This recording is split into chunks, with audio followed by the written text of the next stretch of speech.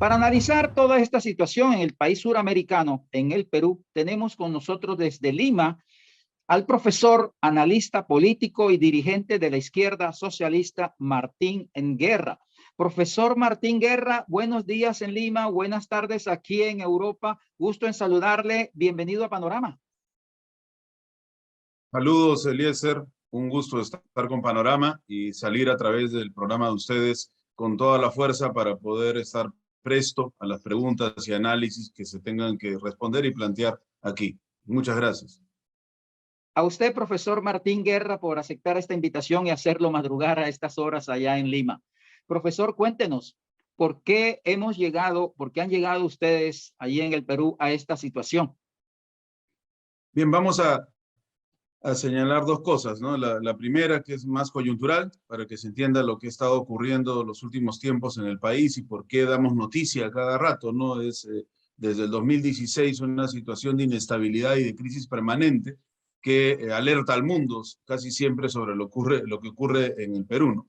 Y después vamos a intentar un análisis mucho más profundo, de acuerdo a las condiciones históricas, económicas, políticas, que han llegado a un escenario de cuello de botella, en donde las cosas se están reventando, más allá incluso de la coyuntura. Obviamente la coyuntura es el acicate para esta explosión social, pero hay cuestiones seculares detrás, ¿no? Vamos por la primera parte. Recordemos que en el Perú fue uno de los lugares donde se desarrolló el experimento neoliberal con mayor éxito.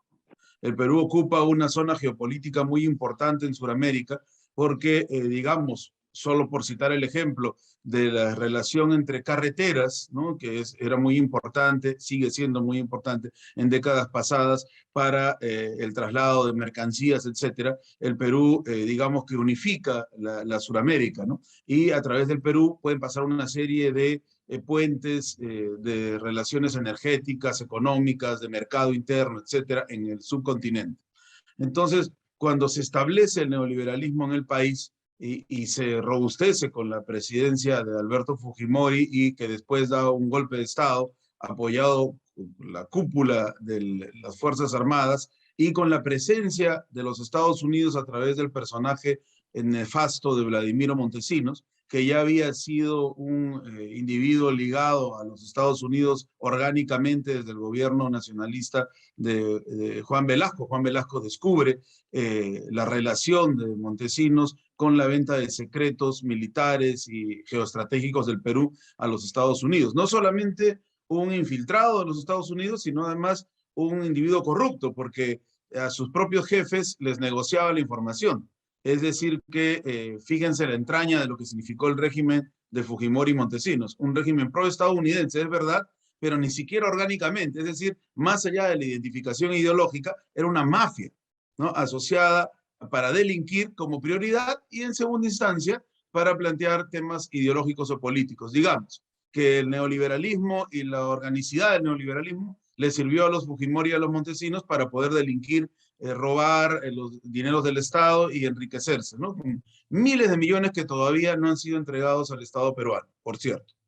Entonces, la implantación del neoliberalismo en el Perú necesitó de una constitución nueva, la constitución del 93, frente a la antigua constitución del 79, que había emergido luego del proceso militar como una especie de vuelta a la democracia, una constitución con cierto grado de proteccionismo, ¿no? Y que reconocía además el derecho de los campesinos al subsuelo y reconocía además la necesidad de desarrollar industria, entre otras cosas interesantes y otras no tan interesantes.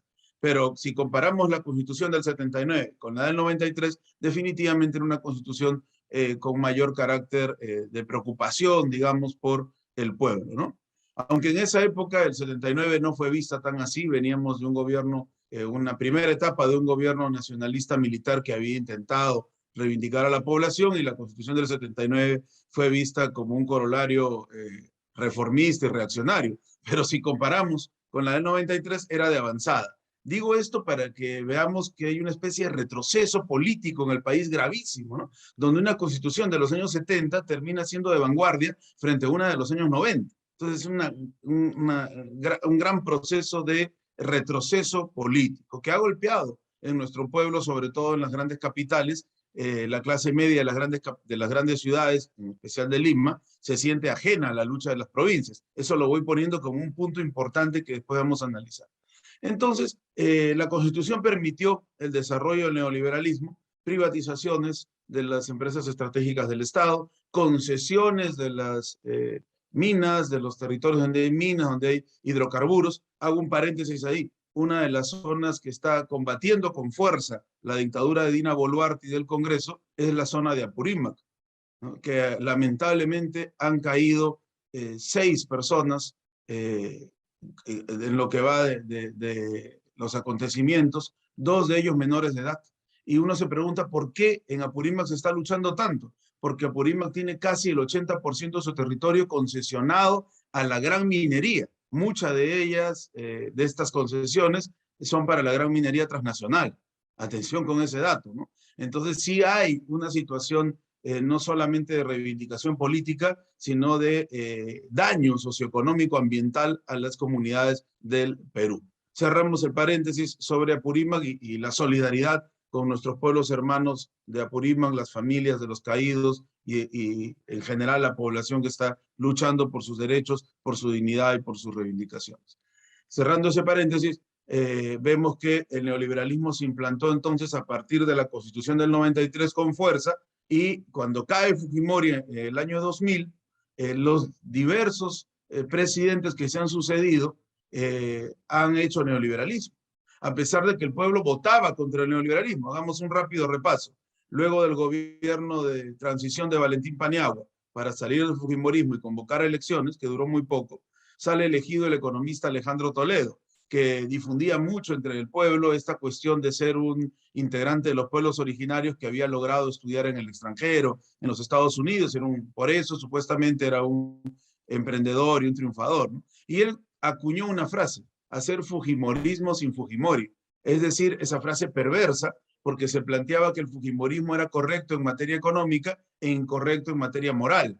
Es decir, Toledo planteaba la división, ¿no?, entre lo moral y lo económico, y no era tal, porque para implementar el neoliberalismo económico se necesita de una dictadura, ¿no?, cívico-militar brutal, de una gran represión hacia el pueblo y de una carta magna que prácticamente entregara nuestros recursos naturales y nuestros medios de trabajo al gran imperialismo, ¿no?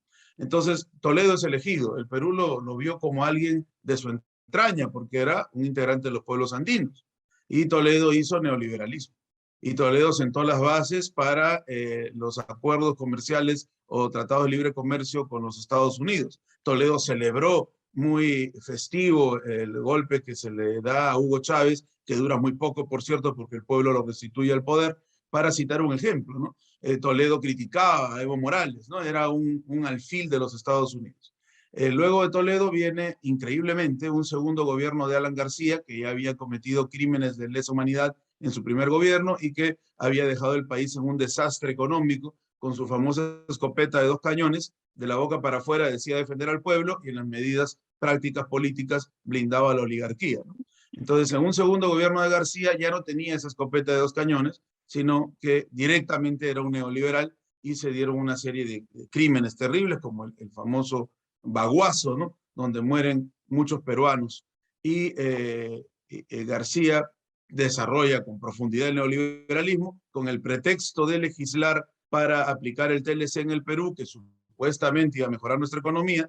Tuvo carta abierta para crear los famosos decretos de la persecución política, conocidos como los decretos que iban a, digamos, reglamentar todo un aparataje legal para impedir las luchas sociales, para apresar a cualquiera por cualquier tipo de reclamo, bajo la fórmula que el mismo García dijo y la dictó a las Fuerzas Armadas: disparar primero y pensar después. Frase exacta del expresidente García, ya fallecido, ¿no?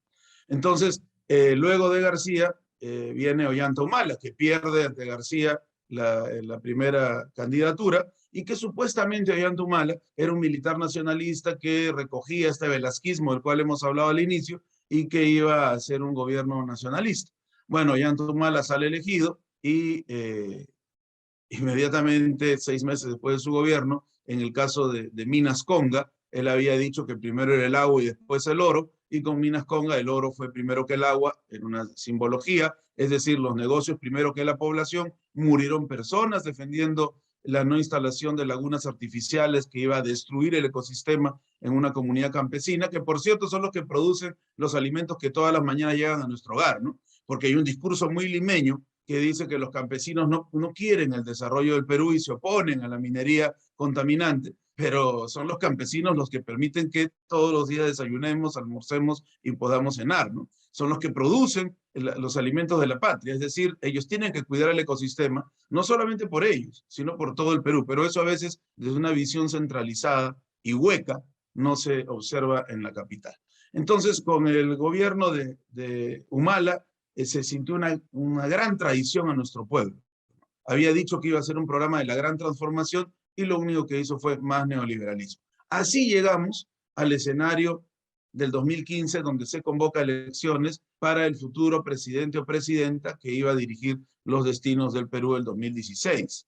Y entonces la izquierda se ha reorganizado en tantos años de golpes y con contradicciones, y la izquierda plantea una candidatura con contradicciones. No es que todos los que formábamos parte del conglomerado estábamos de acuerdo, ni con la candidatura, ni con el programa, que cada día se iba volviendo más débil. Esto, Eliezer, es muy importante, porque aquí tenemos, lamentablemente, en la izquierda que llamamos izquierda oficial, con todo respeto, izquierda oficial porque es la única que la derecha reconoce. La derecha no reconoce a la izquierda que está en el pueblo, la mayoritaria y la combativa. Reconoce una izquierda oficial y han llegado a una especie de pacto silencioso donde se atacan mutuamente, pero la derecha le permite cierto margen de acción a esa izquierda oficial que, digamos, lava la cara al régimen y lo presenta como democrático, ¿no? Misma izquierda que estaba de acuerdo con la vacancia a Pedro Castillo, por cierto. Entonces, esa izquierda se presenta a las elecciones y en lugar de radicalizar el discurso, que era lo que clamaba el pueblo, con la idea equivocada de que morigerando el discurso y acomodándolo, haciéndolo parecer al programa de la derecha, iban a ser elegidos, fracasan, pues, porque mientras era muy interesante ver las encuestas y las cifras y la opinión de la gente, mientras más calmaba el discurso a la izquierda, más perdían votantes. Entonces, el resultado fue que los dos primeros votados fueron el fujimorismo, increíblemente resucitado después de tantos años de corrupción y además de no haber sido sancionados. Por otro lado, Pedro Pablo Kuczynski, que era un viejo operador de los Estados Unidos. No solamente por su primer matrimonio con la hija del jefe de la CIA, que ya dice muchísimo, ¿no? Y por haber estado metido en la venta de armamento durante el conflicto de Irak e Irán, que también nos da muchos datos, sino que él había devuelto de manera ilegal los dineros a las empresas transnacionales estadounidenses que el gobierno de Velasco había nacionalizado. Es un personaje nefasto. Bueno, ese personaje es elegido presidente con los votos de la izquierda, a pesar de que la población, repito, que hoy día combate con fuerza en el centro y en el sur del país, planteó el voto viciado, porque eran dos aspectos del mismo programa económico, ¿no? La derecha liberal representada por Kuczynski, los viejos poderes oligárquicos convertidos en liberales, ¿no? Y la mafia fujimorista y aprista, o fujiaprista, como le decimos aquí, la ultraderecha. Entonces, digamos, hay una disputa entre la ultraderecha y la derecha, y la izquierda prefiere, atención Eliezer, esto es fundamental, y esto es algo que casi nunca cuando hablamos se toma en cuenta, ¿no? No sé si por un criterio de mantenernos en unidad entre todas las izquierdas, pero creo que es importante tomarlo en cuenta, porque la izquierda prefirió, la izquierda oficial, votar por Kuczynski, perdiendo personalidad, desapareciendo entre el grupo de Kuczynski, anulándose frente al pueblo. Y van a blindar a Kuczynski con fuerza con el rollo de mantener la gobernabilidad. Y ahí vamos a pasar un periodo de pugnas entre las dos derechas. Pugnas tan fuertes que Kuczynski va a ser obligado a renunciar y va a asumir su vicepresidente Martín Vizcarra, que es el presidente que va a gobernar el país durante la pandemia. Y Vizcarra va a heredar los conflictos de Kuczynski contra la ultraderecha, tan fuertes que más allá de los actos de corrupción de Vizcarra y todo lo que le hemos criticado, que es un neoliberal también, algunas cosas se quiso hacer durante ese gobierno, pero los fujimoristas y los apristas bloqueaban el Congreso de la República. Entonces Vizcarra cierra el Congreso. Digamos que ahí el conflicto entre la derecha liberal y la ultraderecha estaban pares, ¿no? Cada uno se había metido un gol, digamos, ¿no? La renuncia de Kuczynski por un lado, triunfo para la ultraderecha, y el cierre del Congreso por otro, triunfo para la derecha liberal. Pero luego se recompone la ultraderecha y surge, Eliezer, una tercera derecha, digámosle así. Una derecha que no había recibido el reparto del pastel que creía que debía merecer. La derecha de las provincias del Perú. La nueva derecha, la derecha regional, que por cierto no es para nada pobre, ¿eh? Tiene universidades, tiene negocios, pero la derecha oligárquica no le permite que se repartan su trocito de pastel. Entonces esta derecha se suma a la ultraderecha y vacan a Vizcarra. El que había cerrado el Congreso con gran aceptación popular hacía muy poco, es vacado por actos de corrupción y por la terrible administración durante la pandemia. El Perú llegó a ocupar el 6º puesto de tener más fallecidos por COVID-19, con poco más de 31 millones de habitantes. Algunos señalan 33. ¿No? Imaginemos, los países que están por encima de nosotros tienen centenares de habitantes, de millones de habitantes, ¿no? Está la India, está México, ¿no? Estados Unidos. Y el Perú, con una población relativamente inferior al respecto, tuvo tantos muertos.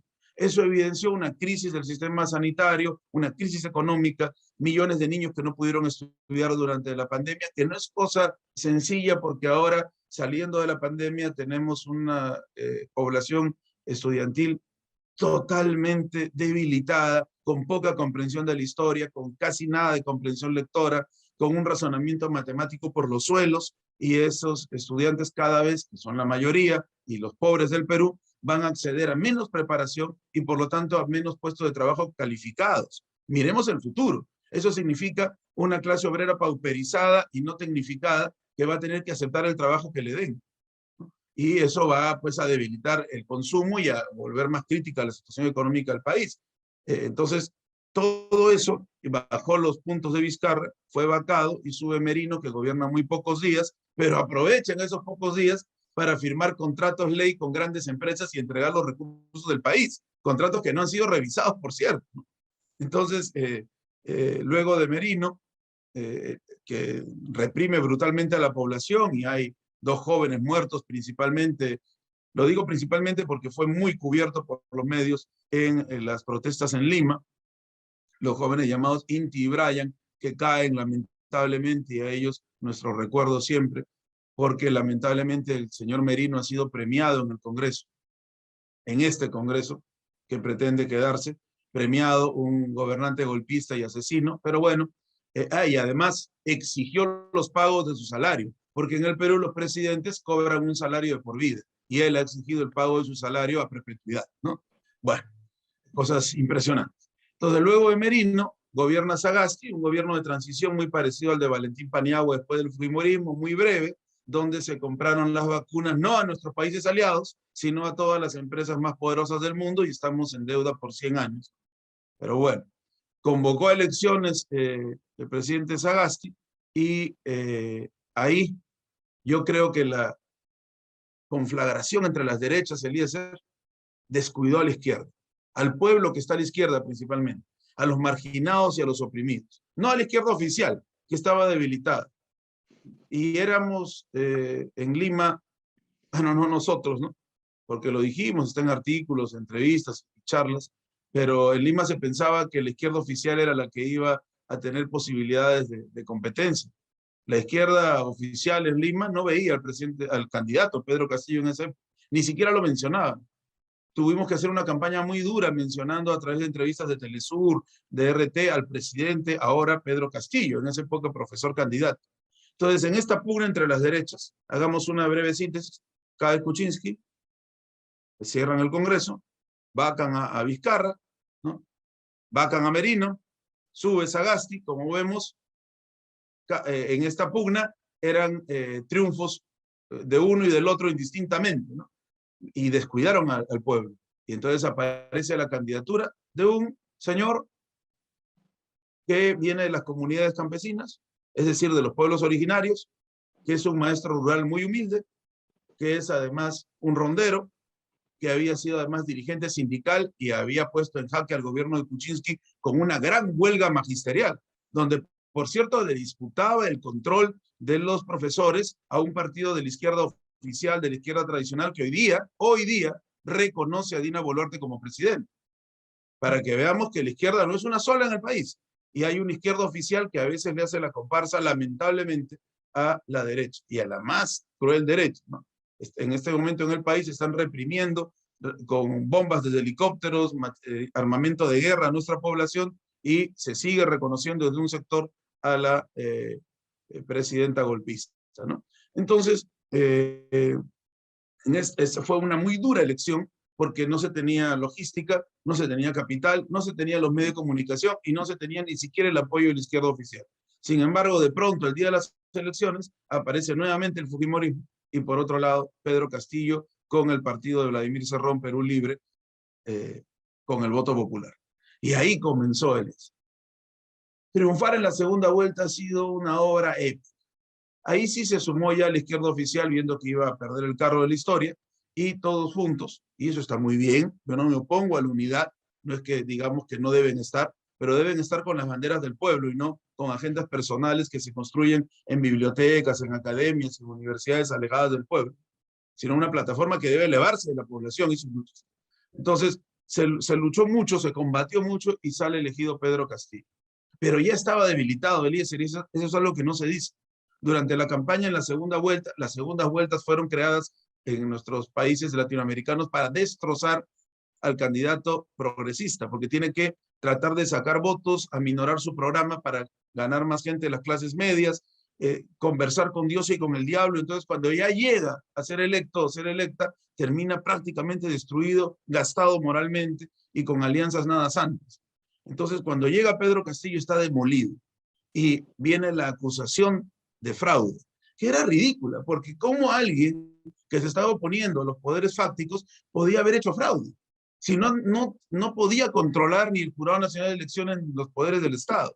No es como acusar a la persona más humilde de un país de ser el culpable de lo que está ocurriendo en las instituciones del Estado. Es ridículo. Pero se hizo esa campaña. Y la clase media de Lima, sabiendo muy bien que no era así, pero por no quedarse fuera del discurso hegemónico, hay demasiada alienación en Lima, repetía este discurso y bajo la fórmula del miente, miente, que algo queda, se siguió minando a Pedro Castillo. Los sectores de izquierda le exigían una resolución de alianzas. Por otro lado, sus familiares, porque hay que entender también esto. Se dice que Pedro Castillo es un corrupto porque gobernó con familiares. Hay que entender la concepción social de nuestras comunidades andinas. En el Ande peruano existe la comunidad extensiva que es el Ayllu, donde se relacionan para trabajar la tierra y durante milenios, y esto se ha visto reflejado en la época actual en la conformación social de los entramados sociales. Digamos que la familia representa la extensión de la solidaridad comunitaria. No es la familia como se entiende desde Occidente, ¿no? Sino que la familia tiene lazos, además de trabajo productivo, de desarrollo económico, social, ¿no? de confianza.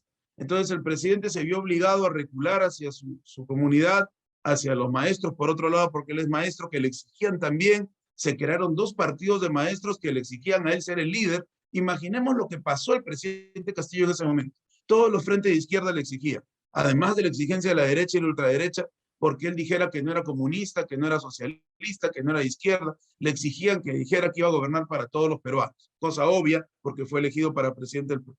Las exigencias de su familia, las exigencias de los grupos de poder que habían apoyado en la campaña y ahora querían cobrar, no todos, por supuesto. Y entonces se hizo un mare magnum imposible de manejar. Nombra un primer gabinete con personalidades de izquierda, algunas de ellas, resalta ahí el profesor Héctor Béjar, una personalidad, un combatiente indiscutible del pueblo, y Pedro Castillo retrocede. Se deja de relacionar con Perú Libre, el partido que le había llegado al poder, y va formando cada vez más, o se forman alrededor de él, círculos que gobiernan prácticamente por él. Mientras tanto, la derecha, que ya había logrado el escenario de crisis que quería, comienza a plantear las mociones de vacancia una tras otra. Si el presidente dijo que había que ver la manera de que Bolivia obtuviera salida al mar, que por cierto lo dijeron todos los presidentes que lo antecedieron, y que no tiene nada de malo porque vivimos en una época donde tenemos que apoyarnos, lo acusaron de traición a la patria, que el presidente quería dar territorio del Perú a Bolivia. Y comenzaron el proceso de traición a la patria, que fue desestimado porque no tenía ni pies ni cabeza, pero se desestimó muchísimos meses después de un largo y agotador proceso. Le abrieron decenas de carpetas de investigación por corrupción, asociación ilícita para delinquir, casos de ventas de dineros del Estado, de posiciones del Estado, nepotismo, es decir, estaba sitiado por todas partes, cuando la Constitución dice que el presidente tiene inmunidad mientras sea presidente y después ya responderá, ¿no? Como supuestamente han hecho responder a todos los anteriores presidentes, muchos de ellos metidos en los casos Lavallato, Odebrecht, etcétera, que tienen algunos arrestos domiciliarios y otros como Toledo están de vacaciones en Estados Unidos. Sin embargo, el presidente Castillo tiene un proceso expreso en este momento, donde se le pide para él 20 años. Entonces, ya fue prácticamente imposible gobernar. Entonces, se llegó un momento tal en donde el presidente o tomaba una decisión radical, ¿ya?, que es algo que a mis amigos de la izquierda oficial no les gusta, y a la derecha mucho menos, y a los académicos, analistas políticos que no han militado jamás en su vida tampoco, que el presidente pues da la disposición, que fue como una especie de discurso movilizador para el pueblo, de cierre del Congreso, un Congreso obstruccionista, que no ha legislado para el pueblo, que ha modificado 53 artículos de la Constitución para impedir referéndum, para impedir que el pueblo pueda tener decisiones soberanas. 53 artículos, ojo, ya han hecho su propia reforma constitucional, pero ellos dicen que defienden la Constitución del 93, sin embargo la han reformado para hacerla más neoliberal, más dictatorial y más fascista. Ojo con eso también. Entonces, el presidente convoca una reforma general del Estado peruano, la fiscalía, tenemos una fiscal corrupta que ha blindado a sus hermanas en casos de corrupción y que no tiene autoridad moral para hablar de corrupción, pero lo hace. Un presidente del Congreso, José William Zapata, que, bueno, es un personaje muy complejo, porque estuvo metido en el encubrimiento de los asesinatos de comuneros en Apomarca, en Ayacucho, durante el gobierno de Alan García. Estuvo metido en los crímenes de Putis y dirigió la operación Chavín de Guantar, que para muchas organizaciones internacionales y nacionales cometió ejecuciones extrajudiciales. Incluso pudiera haber cometido la ejecución de alguien que no era uno de los guerrilleros, ¿no? Entonces, eso, por supuesto, yo no lo afirmo, está en investigación periodística, judicial. Olvídese, Eliezer, para nada. Ese es el presidente del Congreso, un personaje que ha tenido acciones militares violentas contra representantes de nuestros pueblos originarios, ¿no?, sobre todo en las comunidades campesinas. Entonces, estos personajes fueron impidiendo el desarrollo del gobierno, y el presidente hace este discurso el 7 de diciembre y convoca al cierre del Congreso, que además el pueblo pedía y clamaba, y él estuvo deteniendo hasta que se llegó a un cuello de botella. Luego de esto es arrestado, sin haber sido vacado, porque además el Congreso no podía vacarlo porque él lo había cerrado, ¿no? Y es arrestado con armamento de guerra, cuando el presidente, ejerciendo sus derechos de ciudadano, ya ni siquiera de presidente, y además de presidente de la República, se desplazaba por la calle.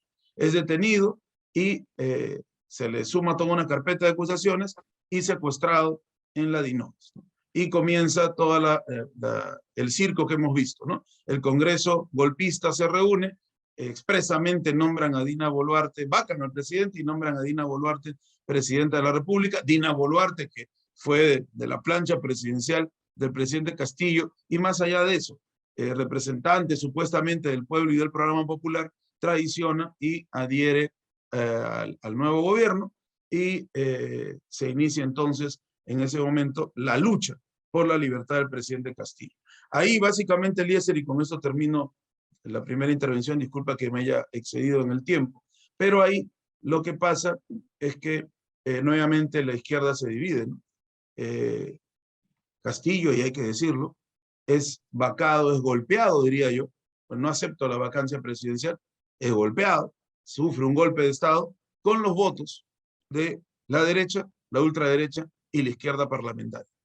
Salvo 6 dignos congresistas, entre ellos Jaime Quito, que no votaron por la vacancia, 6 de 130, y algunos que se abstuvieron muy casualmente, vamos a decirlo así, la izquierda parlamentaria hizo mutis por el foro, se sumó a la derecha, ¿cómo es posible aquello?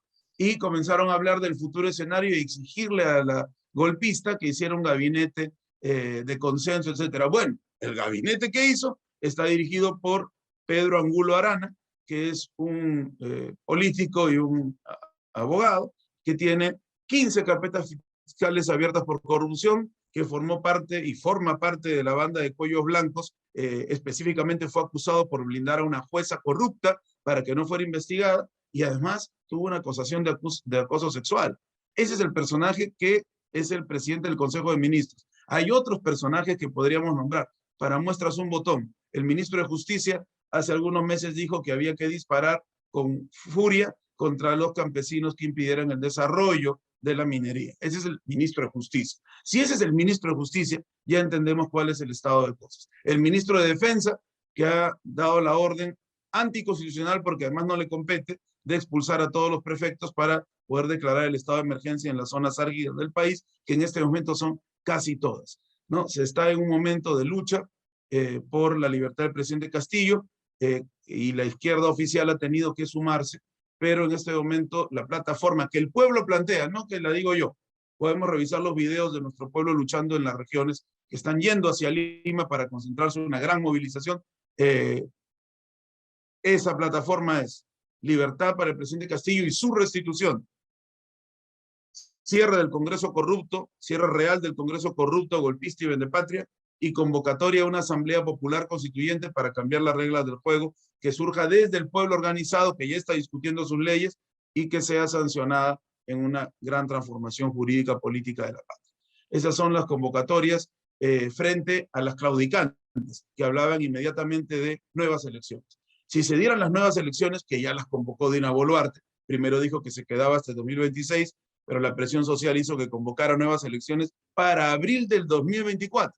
Si se dieran esas elecciones, Eliezer, no hay partidos de izquierda que puedan participar. Han complicado cada vez más las inscripciones para el pueblo. Obviamente ganaría la derecha. Imaginemos llegar a abril de 2024 con un gobierno desgastado y represor como este, nuestro pueblo debilitado, sin organización, porque no se va a permitir, esto es una dictadura, y gana la derecha en el 2024 y se establece ya esa dictadura de manera legal. ¿Cómo es posible que sectores de la izquierda agiten nuevas elecciones cuando nuestro pueblo dice restitución para el presidente Castillo, que ya lanzó el programa el 7 de octubre? Cierre del Congreso, reforma del Estado y convocatoria de Asamblea Constituyente. Nosotros pensamos que ese es el camino.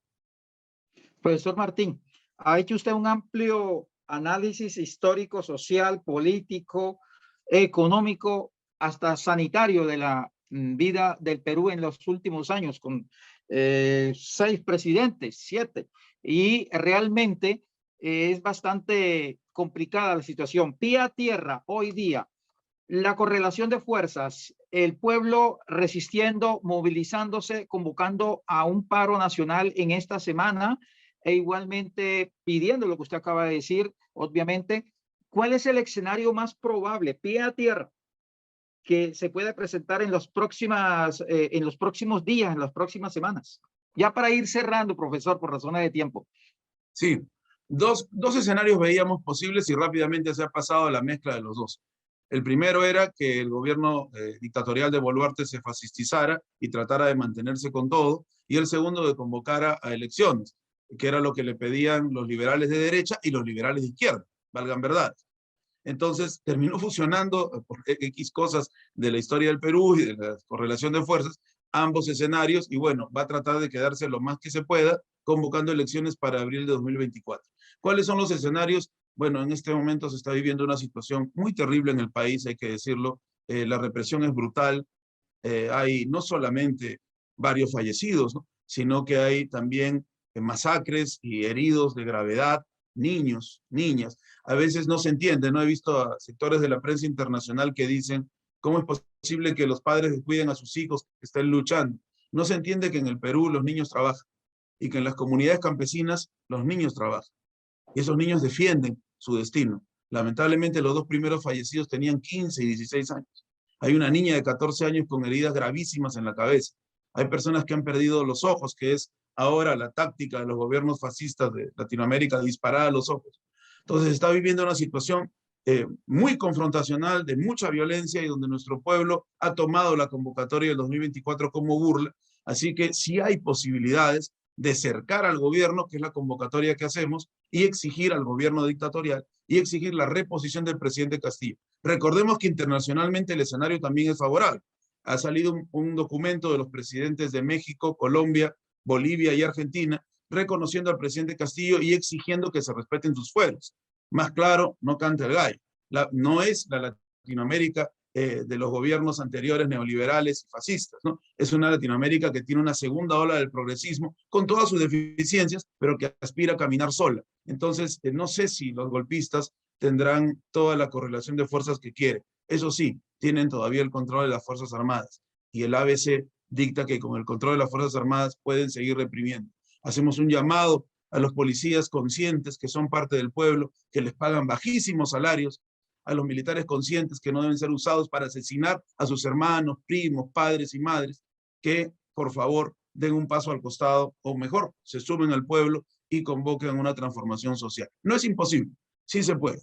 Hay espacios que facultan que se pueda crear un gran entramado social para restituir al presidente Castillo y seguir con el cauce que los pueblos eligieron en el 2021. Porque hay algo, Eliezer, importante aquí. Se votó por el presidente Castillo en 2021. Se votó por el programa popular. Y hay algo importantísimo en esto. Nuestros pueblos sufrieron un gobierno colonial muy duro en el pasado que la República no transformó. El Perú cumplió el 2021 con el arribo del presidente Castillo 200 años de vida republicana. Y nuestros pueblos originarios de los Andes y la Amazonía siguen olvidados. Sus recursos naturales siguen burlados. La explotación, la expoliación continúa campante en nuestros territorios. Entonces, decirle al pueblo peruano que el presidente Castillo no va a gobernar más es decirle, pueblo, tú no estás listo para gobernar. Pueblos originarios deben seguir siendo gobernados por la élite. Y eso es algo que creo yo se está viendo. Nuestro pueblo no va a permitir. Así que la jornada cada día va increciendo, se está volviendo más fuerte. No clamamos por la violencia, todo lo contrario, ojalá esto fuera muy pacífico y entendieran los poderes fácticos que ya no dan más y que es un momento de dar un paso al costado y que el Perú viva tiempos de calma que ya necesita. Estamos en crisis permanente desde el año 2016 y es un momento ya de decir basta, aumentando esto los desastres de la pandemia. Así que agradezco los buenos oficios de esta conversación, Eliezer, a Panorama también y a todo el equipo que permite que podamos tener una ventana en estos momentos para decir lo que pasa en el Perú, porque además en el Perú los medios de comunicación están pasando cualquier cosa menos lo que ocurre en la patria. Dos familias son dueñas de los medios de comunicación en el Perú. Hablan de democracia y son un monopolio. Ustedes ayudan con estos programas a romper el cerco mediático. Muchísimas gracias por eso.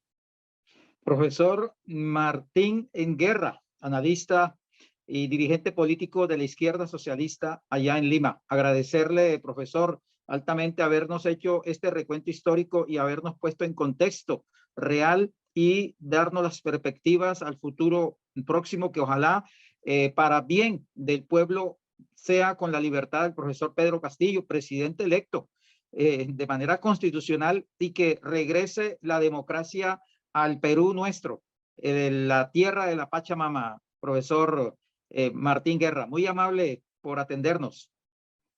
Muchas gracias, Eliezer, y que Micaela Bastidas y Tupac Amaru nos inspiren en estos momentos para liberar a la patria. Que así sea. Panorama. Hoy hemos presentado Perú, golpe de Estado blando y resistencia popular, con la presencia del profesor Martín Guerra desde Lima, Perú, quien nos ha contado toda esta situación que se está viviendo en tiempo real en estos momentos. A Amaya, en los estudios centrales en Bilbao, muchas gracias por su apoyo técnico. Este programa fue realizado por Diversa Comunicación y emitido por Emigrados Televisión desde Bilbao, Euskal Herria. Yo soy Eliezer Jiménez Julio desde Ginebra, Suiza.